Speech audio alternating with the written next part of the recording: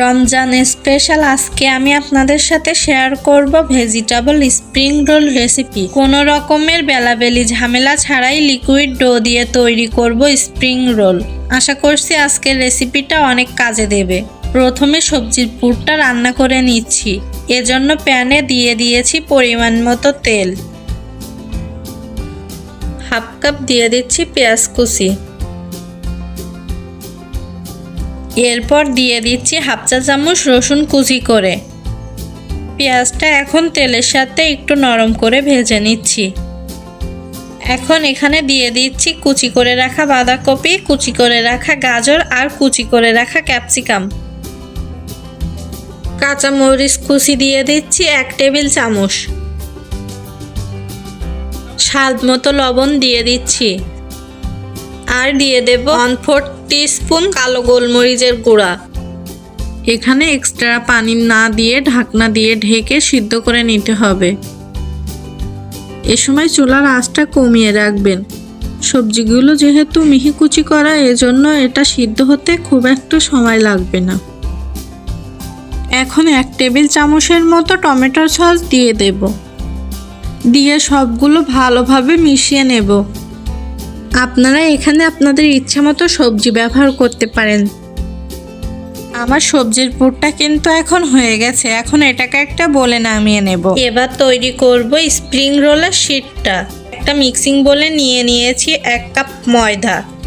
সঙ্গে দিয়ে দিচ্ছি লবণ আর দিয়ে দিচ্ছি 1 টেবিল চামচ তেল। সবগুলোকে একটু মিশিয়ে নিচ্ছি। এরপর নর্মাল পানি দিয়ে একটা ব্যাটার তৈরি করে নেব। প্রথমে 1 কাপ পানি দিয়ে দিচ্ছি। 1 কাপ পানি দিয়ে খুব ভালোভাবে মিশিয়ে নিচ্ছি। তারপর এখানে আরও পানি দিয়েছি। যতটা সম্ভব মিশ্রণটা পাতলা করতে হবে।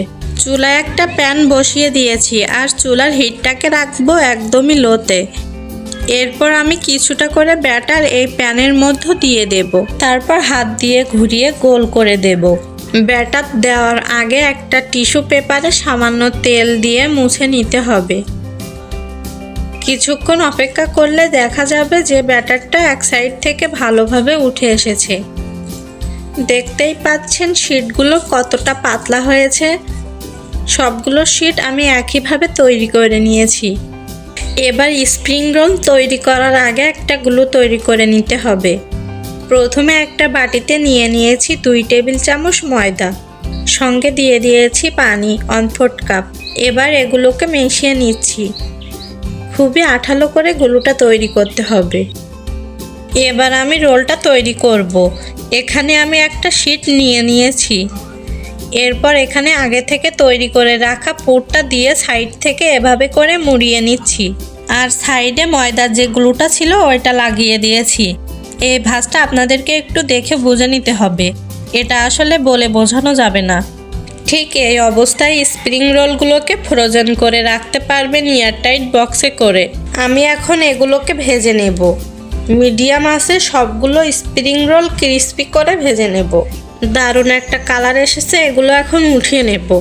তো এভাবে করে স্প্রিং রোল বানিয়ে এবারে রোজাতে পরিবেশন করতে পারেন। আশা করছি আজকের এই রেসিপিটি আপনাদের ভালো লেগেছে। ভালো লাগলে অবশ্যই আমার চ্যানেলটি সাবস্ক্রাইব করবেন এবং লাইক, শেয়ার, কমেন্ট করবেন। Thanks for watching.